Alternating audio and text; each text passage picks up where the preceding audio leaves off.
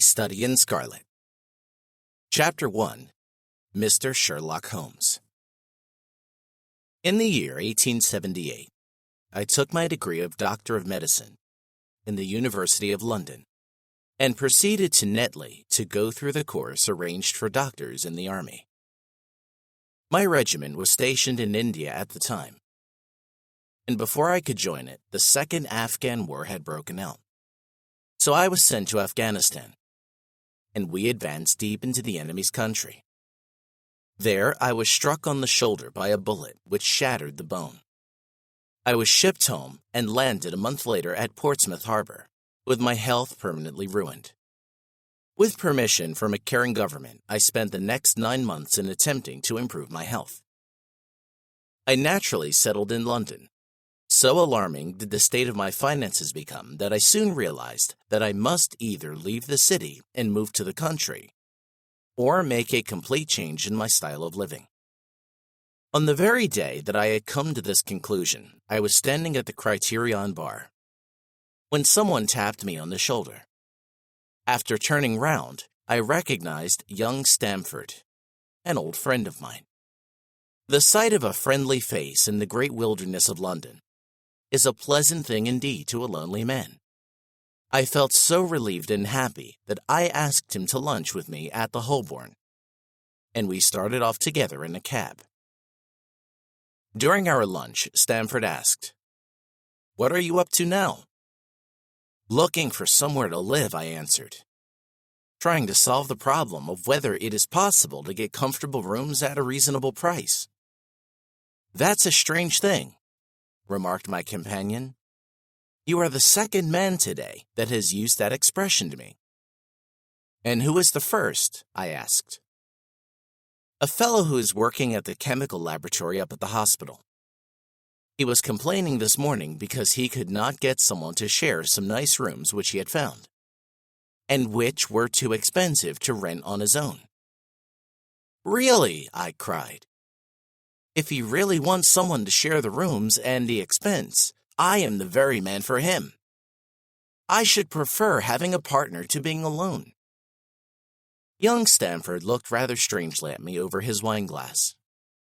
"You don't know Sherlock Holmes yet," he said. "Perhaps you would not care for him as a constant companion." "Why? What is there against him?" "Oh, I didn't say there was anything against him. He is a little odd in some of his ideas. An enthusiast in some branches of science. As far as I know, he is a decent enough fellow." "A medical student, I suppose," said I. "No, I have no idea what he intends to do as a career. I believe he knows a lot about anatomy, and he is a first-class chemist.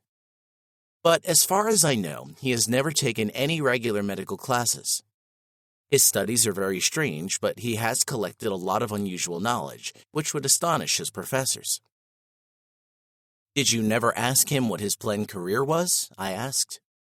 "No, it's not easy to get him talking, though he can communicate very well when he wants to." "I should like to meet him," I said. "If I am to share rooms with anyone, I should prefer a man who likes to study and has quiet habits. I am not strong enough yet to stand much noise or excitement. I had enough of both in Afghanistan to last me for the rest of my life. How could I meet this friend of yours?" "He is sure to be at the laboratory," returned my companion. "If you like, we can drive round together after lunch." "Certainly," I answered, and the conversation drifted away to other subjects. As we went to the hospital after leaving the Holborn, Stamford gave me a few more details about the gentleman with whom I might be sharing rooms. "You mustn't blame me if you don't get on with him," he said. "I know nothing more of him than I have learned from meeting him occasionally in the laboratory. You suggested this arrangement, so you must not hold me responsible." "If we don't get on, it will be easy to separate," I answered.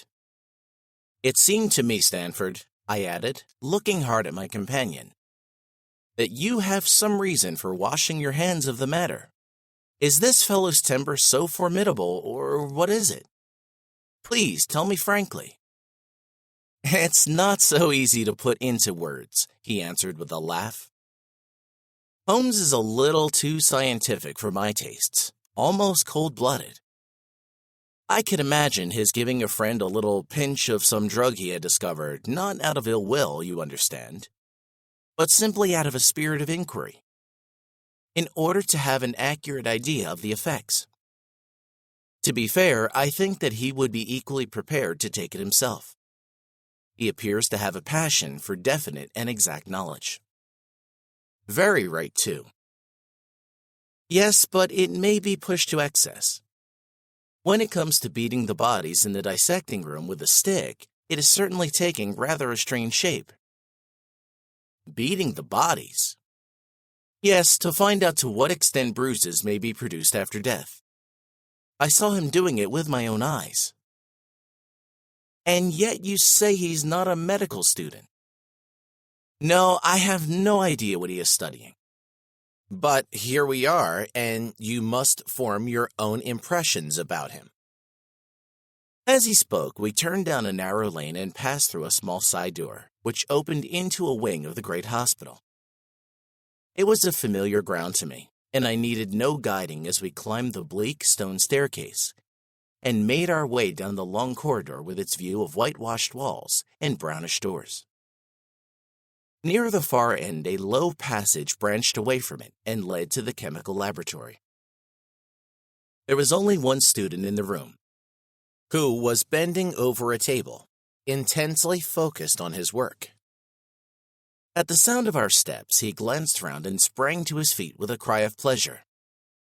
"I found it! I found it!" he shouted to my companion, running towards us with a test tube in his hand. "I have found a reagent which is precipitated by hemoglobin and by nothing else." He could not have been more delighted if he had discovered a gold mine. "Dr. Watson, Mr. Sherlock Holmes," said Stamford, introducing us. "How are you?" he said kindly, shaking my hand with unbelievable strength. "You have been in Afghanistan, I observe." "How on earth did you know that?" I asked in shock. "Never mind," he said, laughing to himself. "The question now is about hemoglobin. No doubt you see the significance of this discovery of mine." "It is interesting chemically, no doubt," I answered. "But practically—" "Well, man, it is the most practical medico-legal discovery for years. Don't you see that it gives us an infallible test for bloodstains? Come over here now." He seized me by the coat sleeve in his eagerness and drew me over to the table at which he had been working. "Let us have some fresh blood," he said, sticking a long needle into his finger. "Now, I add this small quantity of blood to a liter of water. You can see that the resulting mixture looks like pure water. The proportion of blood cannot be more than 1 in a million. But look now." As he spoke, he threw into the water a few white crystals, and then added some drops of a transparent liquid. In an instant, the contents turned a reddish-brown color, and a brownish dust was precipitated to the bottom of the glass jar. "Ha ha!" he cried, clapping his hands and looking as delighted as a child with a new toy. "What do you think of that?" "It seems to be a very sensitive test," I remarked. "Beautiful, beautiful." The old Guiacum test was very clumsy and uncertain. So is the microscopic examination for blood cells. The latter is also useless if the stains are even a few hours old. Now, this appears to act as well whether the blood is old or new. If this test had been invented, there are hundreds of men now walking the earth who would long ago have paid the penalty of their crimes. "Indeed," I murmured. "Criminal cases often depend upon that one point. A man is suspected of a crime months, perhaps after it has been committed. His clothes are examined and brownish stains discovered upon them.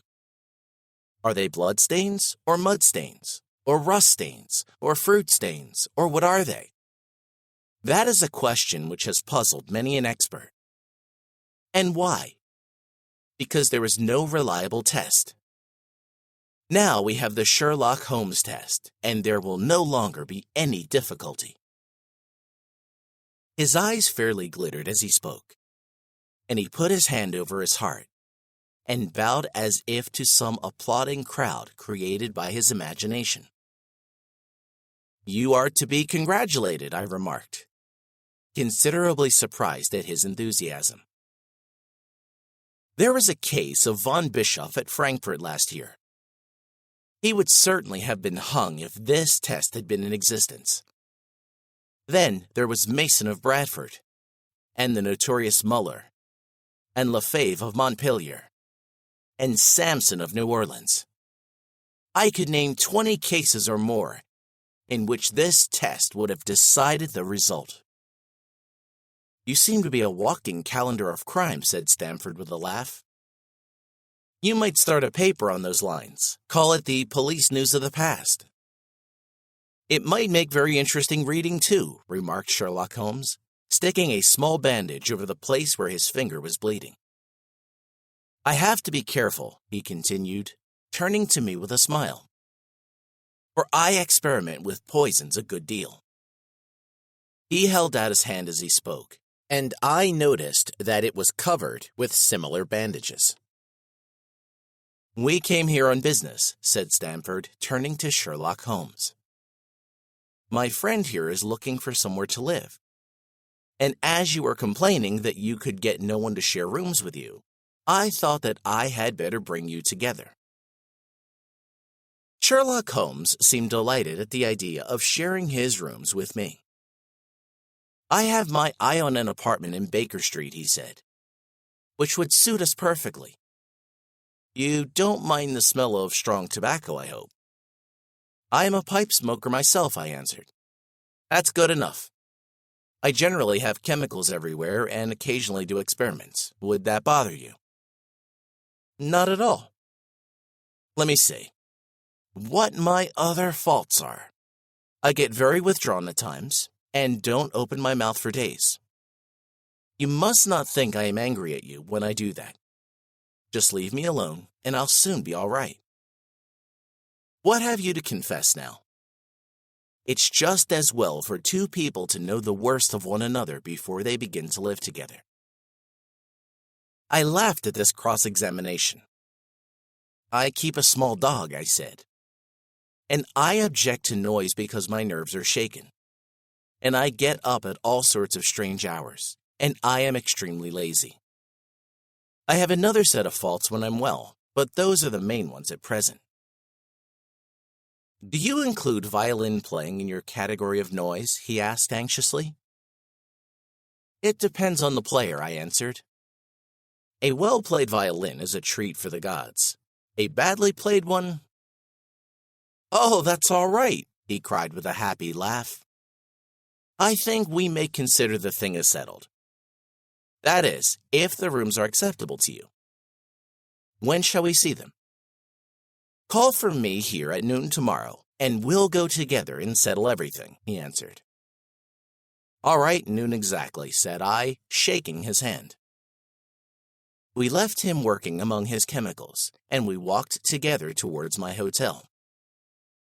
"By the way," I asked suddenly, stopping and turning upon Stamford, "how did he know that I had come from Afghanistan?" My companion smiled. "That's just his special little talent," he said. "Many people have wanted to know how he finds things out."